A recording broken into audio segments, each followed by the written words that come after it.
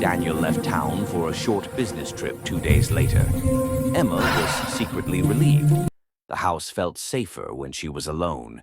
No accusing glances, no quiet conversations that turned into questions she couldn't answer. She told herself she could breathe again, but she couldn't. The air in the mansion seemed heavier than ever. That night, she poured herself a glass of wine and sat by the fire. The flames flickered across the room, throwing orange light on the photographs above the mantel. All of them Claire's. Claire on the beach. Claire in her wedding gown. Claire and Daniel smiling, happy, alive. Emma's eyes filled with tears. "Why couldn't you just let me have one thing?" she whispered. "You had everything." The house groaned softly, the sound of old wood settling, or maybe listening. A faint knock came from somewhere upstairs. She froze, glass halfway to her lips. Knock. Pause. Knock.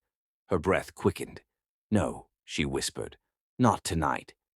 The knocking turned to scratching, long, dragging scratches across the ceiling. She dropped the glass and it shattered across the floor. Wine spilled like blood. Emma ran to the staircase, staring up into the shadows above. The scratching stopped. Only the ticking of the hallway clock filled the silence. Slowly she began to climb. Each step creaked beneath her. Her hand slid along the banister, slick with sweat. At the top of the stairs, the air turned cold. Her breath clouded in front of her face. The door to Claire's old room stood half open, swaying slightly, though there was no wind. She pushed it open. The scent of roses hit her so hard she coughed, and then she saw it. On the bed lay Claire's wedding dress, spread neatly as though waiting for someone to wear it. A small note was pinned to the lace. "You forgot this." Emma's knees buckled. She stumbled backward, shaking her head. "No, no, you're not here." A faint whisper circled her like breath in the dark. "You took everything. Now take my place." The bedroom door slammed shut behind her. The windows rattled. The light flickered violently. Emma screamed, clawing at the handle, but it wouldn't move. "Please," she cried.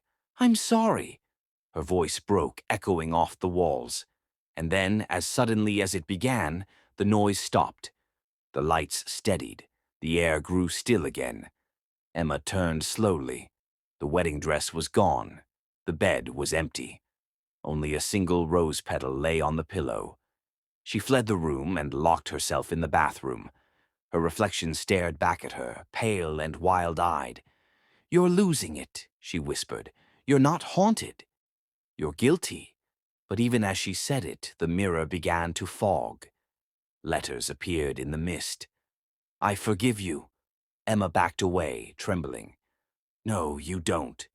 The lights flickered once more, and she heard it, soft, wet footsteps behind her.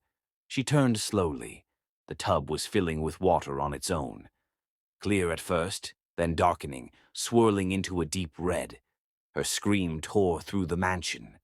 Later that night, the neighbors said they heard singing, a woman's voice, faint and sad, drifting through the open windows.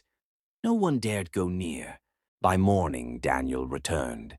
The house was silent. He found the front door slightly ajar, the living room untouched except for the broken glass still glinting on the floor. He called out her name, his voice echoing through the halls. "Emma?" No answer. He climbed the stairs slowly, every step heavier than the last. The smell of roses lingered in the air, faint but persistent. When he reached the bathroom, the door was open. The tub was full to the brim. Emma floated motionless inside, her hair fanned out like dark silk around her pale face. Her eyes were open, staring at nothing. A single red rose rested on her chest. Daniel's knees gave out. He fell beside the tub, sobbing. But through the sound of his grief came another, a soft, contented sigh like someone exhaling after a long sleep. He turned his head toward the mirror. For a fleeting moment, two figures stood reflected there. Claire, smiling faintly, and Emma beside her, her expression empty, lost. Then the light flickered, and the reflection vanished. The police ruled it an accident. Drowning, they said. But Daniel never slept in that house again. He moved away within the month, leaving everything behind. The mansion was sold to strangers who knew nothing of the women who once lived and died there. Still, locals whispered that sometimes, on quiet rainy nights, two voices could be heard laughing softly by the window, one mournful, one cruel, and the faint scent of roses filled the air. If you made it this far, you're one of the brave ones. What would you have done if you were in Emma's place? Tell me your thoughts in the comments. I read every single one. Don't forget to like this video if the story gave you chills, and subscribe to VibeTales for more haunting tales that will keep you looking over your shoulder. Until next time, sleep well, if you can.